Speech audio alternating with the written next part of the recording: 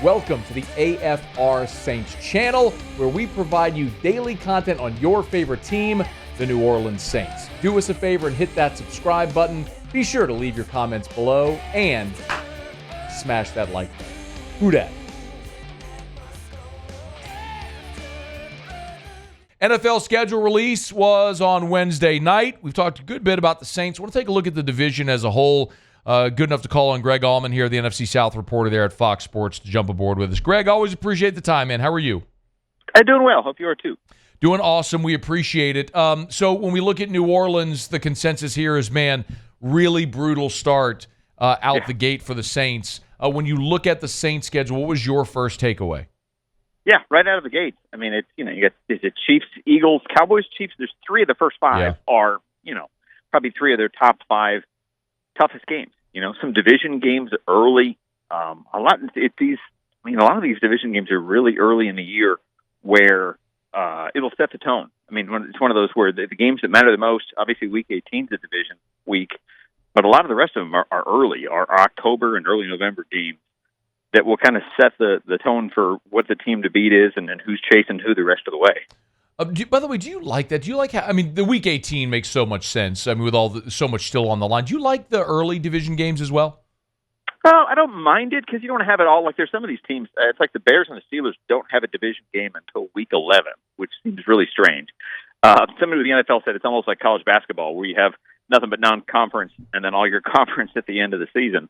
No, I don't mind it. I mean, like, the Falcons have, I want to say, 4 of 6 games that are division games, like between weeks 5 and 10. Yeah. And it's like, the Bucs have both Falcons and Saints, I think, between weeks 5 and 8. And that's a huge stretch. I mean, if they do well in those three, they kind of the team to beat. And at the same time, if they don't do well, the rest of their schedule doesn't make it real easy for them to come back from that. So I'm glad you brought up Atlanta because their start is pretty interesting as well. It's Pittsburgh, which is always a tough out. They're at Philly, home against KC, then New Orleans and Tampa. But right up the chute with Pittsburgh, Philly, KC, Atlanta looks like a team that could be digging themselves an early hole. Thoughts on how that shakes out there for the Falcons? Falcons have it so good, man. Schedule-wise, it's the easiest schedule in the league. They've got 13 of their 17 games against teams that Vegas thinks will win less than 8 games this year. It's a third-place schedule that's easier than most of the last-place schedules in the league. So no, it does. They do have a tough start. They could be 0-3 without anything bad, but they can get out of it. It's one of those where if they can even go 3-3 in the division, their non-division games are easy enough where that'll kind of make them the team to beat. Obviously, the team to beat the past couple of years has been the Bucs. I mean, they're the reigning and defending champion in the division. What do we make of Tampa's schedule? I think people knew it was nasty here to begin with. I mean, it's a first-place schedule. I think you get 3 of the top 4 teams left in last year's playoff to get, I think it's KC and San Francisco in a 6-day span. They've got Eagles, Lions in the first 5 games. They've got some really tough games. So they're going to have to own the division within the division to make up for having a much tougher schedule outside the division. I still think they can do it, but their toughest 6 games. I mean, you're talking about, Philly, Dallas, Detroit, San Francisco, Kansas City. If they went 2-4 in those 6 games, they'd be doing well probably. Are you a believer in Atlanta as the favorite in this division, considering Tampa has ruled the division? And I mean, Atlanta kind of feels a lot, Greg, like the position New Orleans was a year ago, right? Bringing in the veteran quarterback, so we all just sort of defaulted to them. Are we just overlooking Tampa here? From an odds maker standpoint, I think so, because Atlanta's like an even money favorite to win the division. Your Bucs are getting like 2.5 or 3-1, which is probably a smarter bet right now for value. I think Atlanta was a team that clearly needed a quarterback last year, and they've gotten, if not one, maybe 2 of them. But no, it's a first-year coach. It's a defense that didn't really address outside pass rush at all. There's still some holes. I think quarterback works in their favor as long as Cousins is healthy. And I think the schedule really works in their favor. I think that's the 2 things that are probably driving the odds makers to do what they've done. Greg Auman is our guest on Twitter at Greg Auman, Fox Sports NFC South reporter. Is Carolina going to be the worst team in the league again? Not the worst team in the league. No. Okay.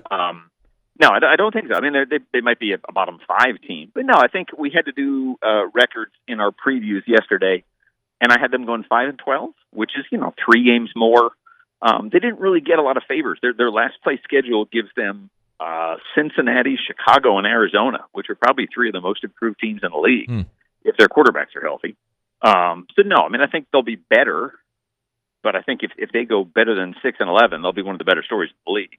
They still got a ways to go. And if you have first-year head coach, first-year coordinator on offense, still a second-year quarterback. So I think it'll take, and I think they'll be more of who they wanted to be a year ago, not fire your coach bad. But I don't know if they're competitive in the division yet. What were your record predictions for the rest of the division? I had Bucks and Falcons going 9-8. I think the division can have a wild card. I mean, they've had 1 wild card in the last 7 years total. That's the worst in the NFL. But I think they can produce a second playoff team this year. So I had the Bucks edging the Falcons at 9-8, and then I had Saints at 7-10, Panthers at 5-12. 7-10 in New Orleans probably gets Dennis Allen fired if it plays out that way. That was the question I asked too. Yeah. What's your opinion there? I think if he's 7-10, he's probably in trouble. Yeah, it's one of those where you can be 7-10 and win your last 4, or 7-10 and lose your last 4. Neither one, I think, looks good for him. I think they want to be competitive for a playoff spot, if not the division, for him to keep his job. Since you did talk about Atlanta and their now 2 quarterbacks, I'd be remiss if I didn't ask: is your opinion on what Atlanta did with Michael Penix different than seemingly the entire football world? No, not really. I don't. I appreciate what they're trying to do in the idea that they're explaining what they've done by saying that they don't think they'll be in a position to get a quarterback like Michael Penix in the next couple of years if they're as good as they want to be. But I just think they haven't been in the playoffs since 2017. You got to use every asset you have to give you the best chance to get in the playoffs now. And they didn't do that. I mean, they could have had an elite pass rusher, the best pass rusher in the draft, probably could have traded down and done that. And again, it's one of those where, Cousins, is coming off a major injury, he's 35 years old.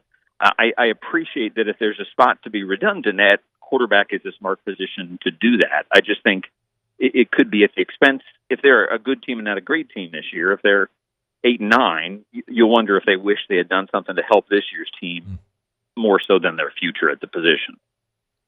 I, for one, was ecstatic to see him waste a top 10 pick, Greg. I was fired up. He is Greg Auman, Fox Sports, covers the NFC South on Twitter at Greg Auman. Y'all give him a follow. Greg, we appreciate it, man. Thanks as always for the time. Oh, no problem. Take care, guys. Hey, thanks so much for watching. Please leave your comments. I love to interact. And be sure to hit the red subscribe button below.